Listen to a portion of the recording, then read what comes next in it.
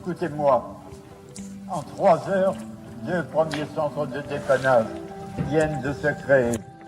L'un sous la tente, au pied du Panthéon, rue de la Montagne Sainte-Geneviève. L'autre à Courbevoie. Il regorge déjà. Il faut en ouvrir partout. Il faut que ce soir même, dans toutes les villes de France, dans chaque quartier de Paris, des pancartes s'accrochent sous une lumière dans la nuit, à la porte de lieux où il y ait une couverture, paille, soupe, et où on lise sous ce titre « Centre fraternel de dépannage » ces simples mots. Toi qui souffres, qui que tu sois, entre, dors, mange, reprends espoir. Ici, on t'aime. La météo annonce 1 mois de gelée terrible. Tant que dure l'hiver, que ces centres subsistent. Devant leurs frères mourants de misère, une seule opinion doit exister entre hommes. La volonté de rendre impossible que cela dure. Je vous prie, aimons-nous assez tout de suite pour faire cela.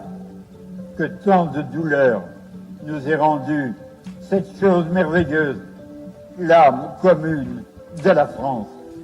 Grâce à vous, aucun homme, aucun gosse ne couchera ce soir sur l'asphalte ou les quais de Paris. Merci.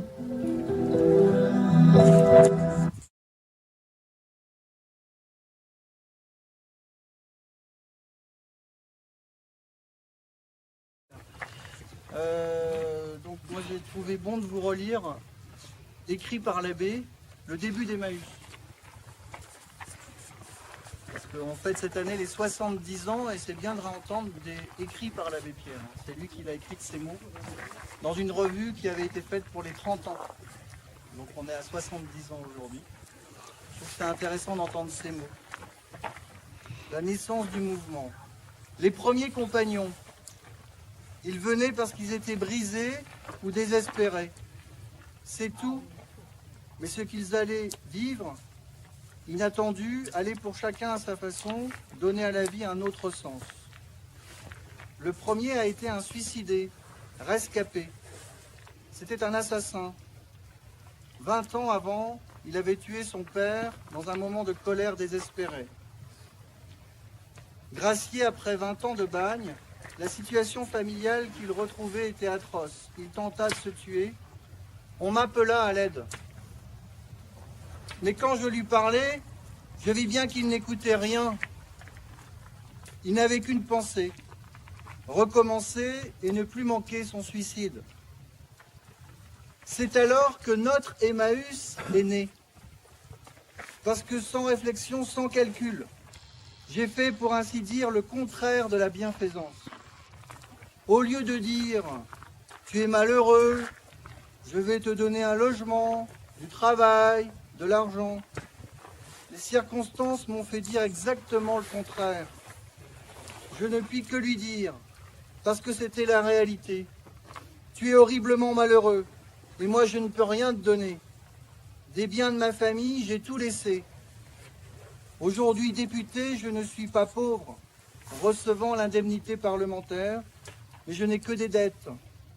Tout est dépensé avant d'arriver, pour retaper la maison, pour accueillir tous ceux qui en peine ont besoin. Regarde, voilà où je vis, pas loin, partagé entre le Parlement, ma circonscription en Lorraine, et l'accueil et l'aménagement de l'auberge de Neuilly-Plaisance. Je suis si là, et ne peux répondre à tant d'appels. Mais toi, puisque tu veux mourir, tu n'as rien qui t'embarrasse. Alors, est-ce que toi, tu ne voudrais pas me donner ton aide pour aider les autres? C'est cela, la naissance d'Emmaüs. La figure de cet homme, Georges, a changé. Il pensait, si je dis oui à cet appel, d'ici peu quand, ensemble, on aura pu avancer tout ce travail, quand moi, l'assassin, le forçat, le suicidaire raté, je passerai dans la rue, il y a des gens, des gosses qui me diront « Merci, monsieur ». Et il va. Si cela un jour était oublié, Emmaüs n'existerait plus. C'est avant tout cela, dire à celui qui se voit être de trop, qui ne se sent plus bon à rien, je n'ai rien à te donner, sauf mon amitié et mon appel à partager mes efforts pour ensemble sauver d'autres. Lorsque ce premier compagnon mourut, après tant d'années ensemble, il me répéta la même parole qu'il m'avait dite le premier jour. N'importe quoi que vous m'auriez donné, j'aurais recommencé à me tuer parce que ce qui me manquait, ce n'était pas seulement de quoi vivre, mais des raisons de vivre. Il avait trouvé la raison de vivre, aimer, se donner de la peine pour que d'autres aient moins de peine.